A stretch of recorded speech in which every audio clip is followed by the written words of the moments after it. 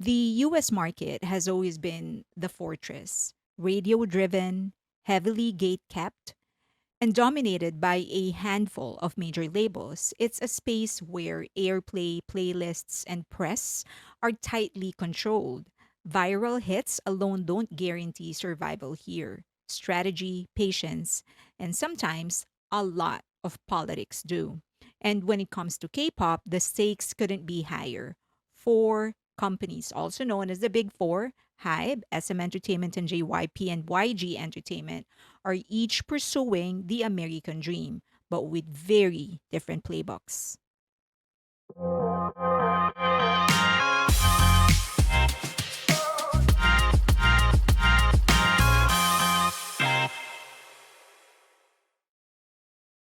First, let's talk about HYBE.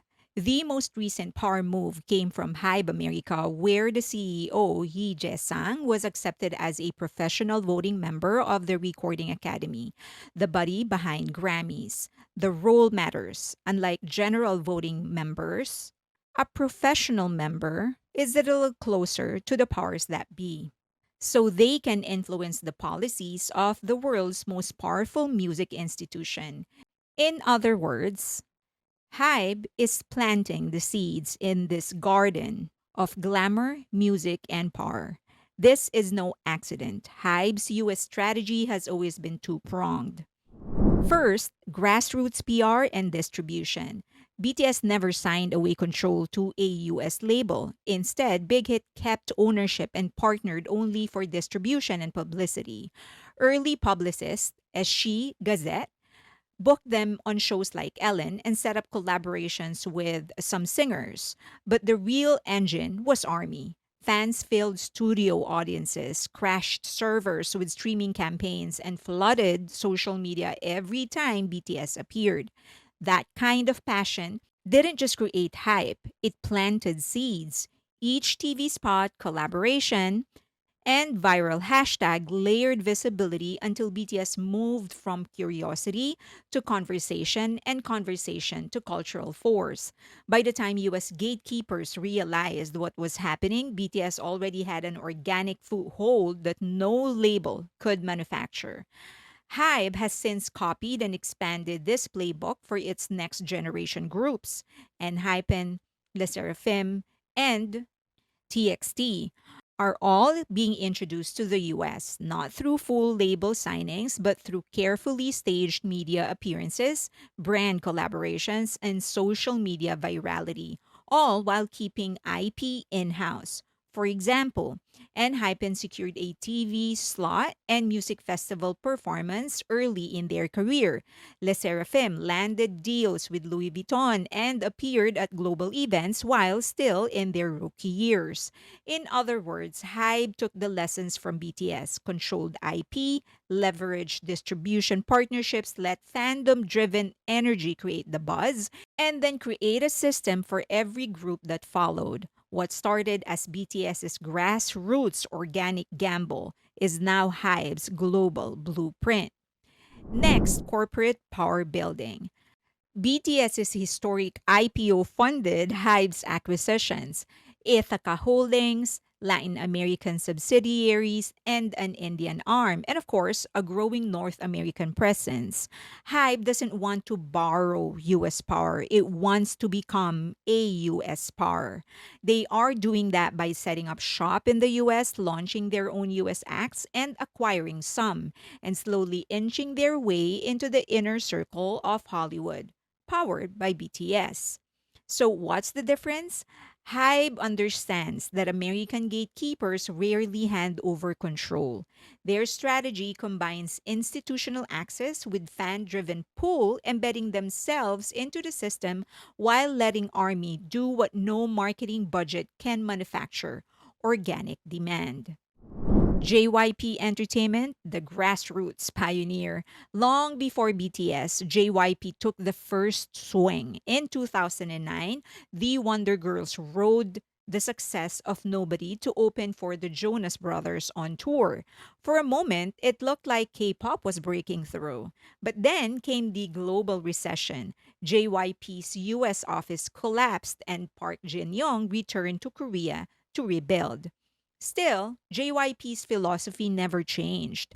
Their US approach today remains sort of the same, grassroots first.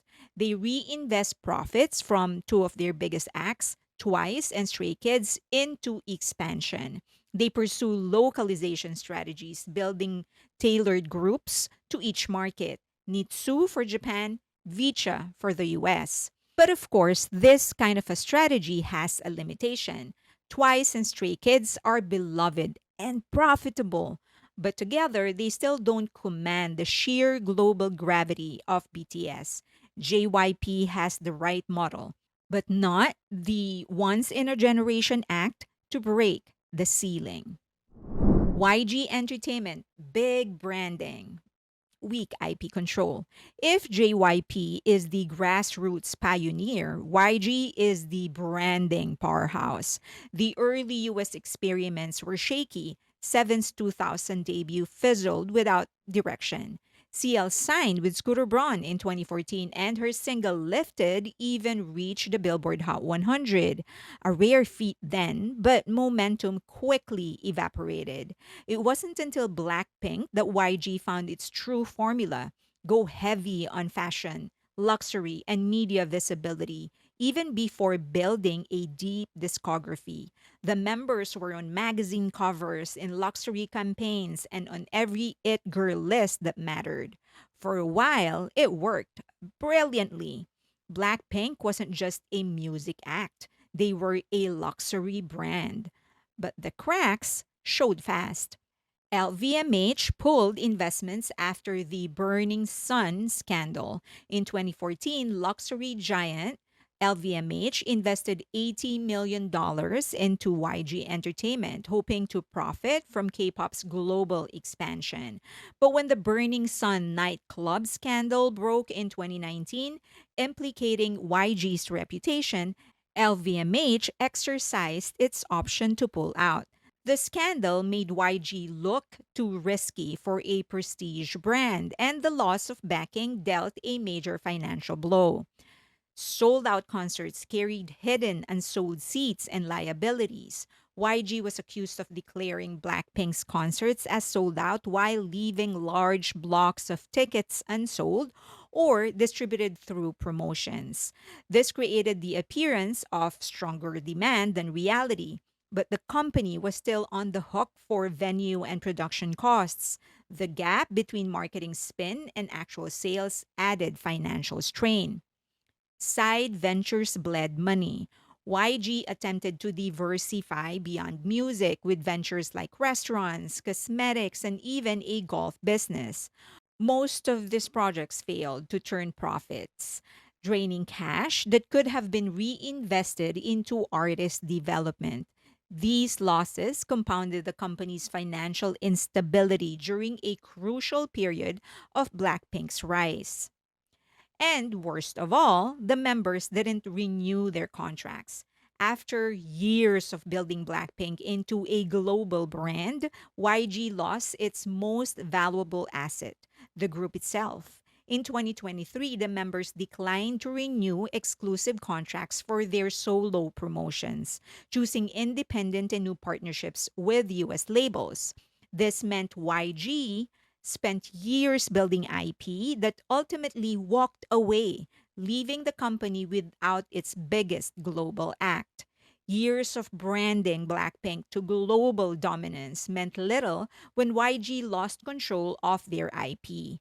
The group's value now enriches US labels and the members themselves, but not YG.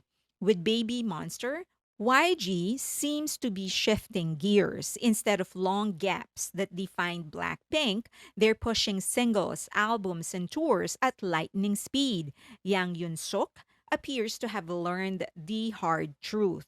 Branding can build fame, but without IP control, you end up building someone else's empire.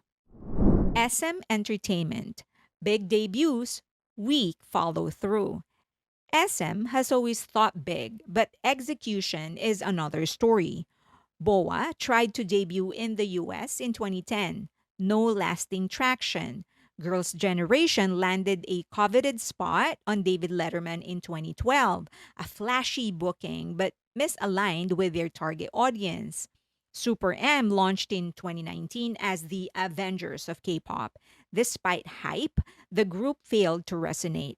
SM's strategy relies on splashy debuts and spectacle, but neglects the slow political groundwork the US demands. The results often feel like stunts rather than sustained campaigns. Their one wild card is NCT's modular system, which allows for infinite units targeting different markets. If they crack the US with one unit, SM could carve out a flexible advantage. But for now, it remains unrealized potential, especially because they announced they're not going to go through with the modular system of NCT.